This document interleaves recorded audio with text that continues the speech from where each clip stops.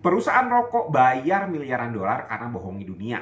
Halo semuanya, dengan Dr. Erta, spesialis jantung dan pembuluh darah dari Klinik Kera. Banyak orang tahu rokok itu bikin kanker dan serangan jantung.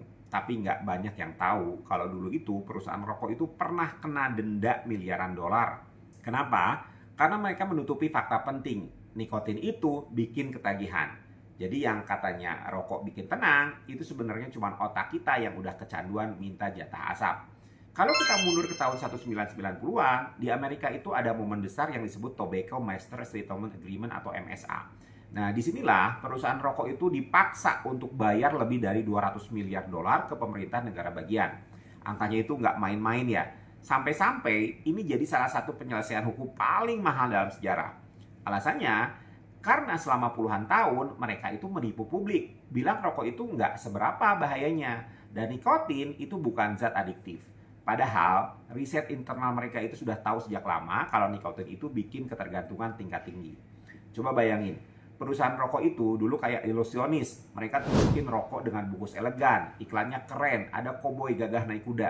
Tapi di belakang layar ada dokumen rahasia yang mereka sembunyiin. Mereka tahu betul produk ini bikin orang kecanduan. Itu ibarat jualan martabak, tapi tahu isinya itu plastik dan sengaja ditutup-tutupi. Waktu persidangan, banyak dokumen internal bocor ke publik. Ketahuan kalau perusahaan rokok itu bahkan mempelajari cara bikin orang makin susah berhenti. Jadi bukan cuma tahu nikotin itu bikin nagih, tapi mereka atur kadarnya, mereka racik supaya hisapannya itu makin nikmat, alias makin sulit dilepas. Kalau dipikir-pikir, ini mirip strategi pabrik keripik. Once you pop, you cannot stop. Bedanya, yang ini bukan bikin gemuk doang, tapi bikin kanker juga. Hasilnya, pengadilan menyatakan perusahaan rokok bersalah. Mereka diminta bayar kompensasi untuk biaya perawatan kesehatan publik yang bengkak gara-gara penyakit akibat rokok. Negara-negara bagian di AS waktu itu udah jebol anggarannya. Itu karena mereka harus nanggung pasien dengan kanker paru, penyakit jantung, stroke, PPOK, yang semuanya timbul gara-gara rokok. Jadi, kompensasi itu bukan hadiah, tapi semacam uang ganti rugi karena mereka itu bohong bertahun-tahun. Bayangkan, sampai miliaran dolar harus digelontorkan. Bukan karena satu atau dua orang batuk-batuk, tapi karena jutaan orang menderita akibat kebohongan sistemik. Dan anehnya, meski sudah terbukti seperti itu, masih banyak orang berpikir, saya merokok aja biar santai.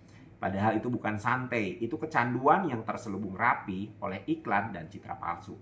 Dari sisi medis, nikotin itu bekerja dengan memicu pelepasan dopamin di otak kita. Jadi setiap kali kita merokok, otak kasih reward berupa rasa nyaman. Lama-lama otak terbiasa, dan kalau nggak dikasih nikotin, muncul deh gejala sakau, gelisah, gampang marah, konsentrasi buyar. Itulah definisi kecanduan. Sama mekanismenya dengan narkoba lain, cuman bedanya rokok ini legal dan dijual bebas. Kalau misalnya orang masih ragu rokok itu bikin nagih, cukup lihat realita. Ada yang bisa berhenti total setelah 20 tahun merokok, tapi perjuangannya itu mirip kayak naik gunung tanpa oksigen. Butuh niat baja, support lingkungan, kadang juga terapi medis. Itu bukti nyata kalau nikotin itu bukan sekedar kebiasaan, tapi memang candu. Yang bikin saya sering geleng-geleng kepala, dulu perusahaan rokok itu pakai jargon freedom of choice. Seolah-olah merokok itu pilihan bebas. Padahal kalau orang udah kecanduan, pilihan bebasnya itu hilang. Sama seperti bilang orang yang minum kopi 10 gelas sehari itu bebas, padahal kalau sehari nggak minum, kepalanya itu serasa mau pecah. Nah bedanya, nikotin itu efeknya jauh lebih berat dan berujung pada munculnya penyakit yang serius.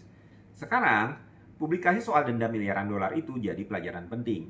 Dunia tahu bukan cuma konsumennya yang salah, tapi ada perusahaan raksasa yang sengaja memanipulasi informasi. Kalau mereka jujur dari awal, mungkin jutaan nyawa bisa terselamatkan. Tapi ya begitulah, kalau bisnis udah lebih penting dari kesehatan, yang dikorbankan selalu masyarakat. Jadi kalau misalnya ada yang bilang, saya merokok, itu kan hak saya. Ya benar, itu hak Anda. Tapi jangan lupa, hak itu dibentuk dari propaganda panjang yang dulu itu sengaja dirancang untuk bikin Anda kecanduan. Dan kalau video ini bikin Anda mikir ulang, tolong di-share ke teman ya, saudara atau siapapun. Karena siapa tahu, satu share dari Anda bisa menyelamatkan satu orang dari pelanggan setiap penyakit.